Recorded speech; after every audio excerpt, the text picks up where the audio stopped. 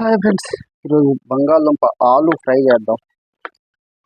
దాన్ని రచ్చ రచ్చ చేసి ఆ రంబోలో చేద్దాం. ఈరోజు ఏ ఆడోళ్ళైనా వంట చేసేది మనకు రాదా? హోటల్లో మగోళ్ళగా చేసేది మనం ఎట్లా చేద్దాం చూపిద్దాం.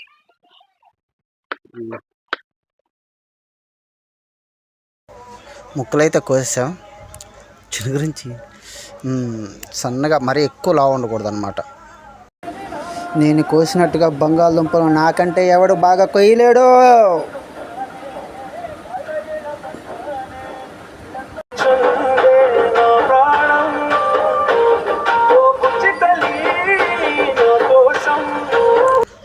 మూడు గంటలు నూనె అయితే వేసుకుందాం.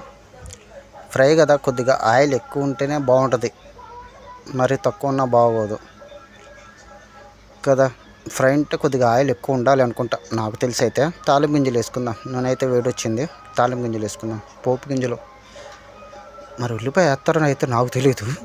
కరివేపాకు అయితే వేసేద్దాం, ఎందుకంటే మన ఫ్రిడ్జ్లో ఎప్పుడు ఉంటుంది కాబట్టి కరివేపాకు. ఇంకా ముక్కలు అయితే వేసేద్దాం.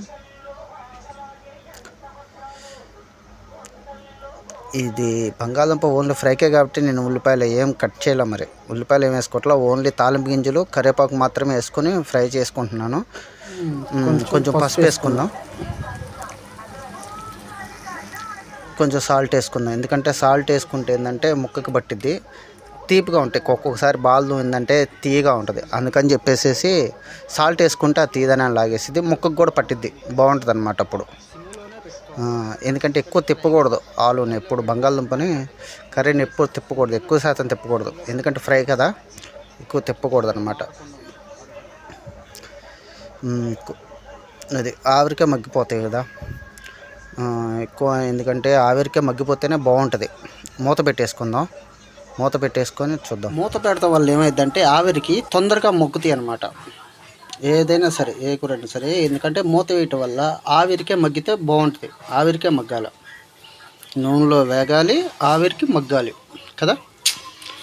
Super rhyming. బంగాళదుంప ఎక్కువ టైం ఉంటే చివరిదాకా మగ్గేదాకా ఉంటే ముద్దలాగా అయిపోద్ది. ముద్దలాగా అవ్వకుండా మీకు తెలిస్తే కామెంట్ చేయండి. అంటే ఎట్లా ఉంటే ముద్దలాగా అవ్వకుండా ఉంటుంది, ఎట్లా చేస్తే, దానికి ఏమైనా చిట్కా ఉంటే మీకు తెలిస్తే కామెంట్. కూర అయితే మగ్గిపోయింది, మరీ ఎక్కువ మగ్గిపోతే ఏంటంటే ముద్ద అయిపోతుంది అనమాట. అందుకని చెప్పేసి కారం వేసేసుకుందాం. 2 స్పూన్లు కారం, ఎందుకంటే 2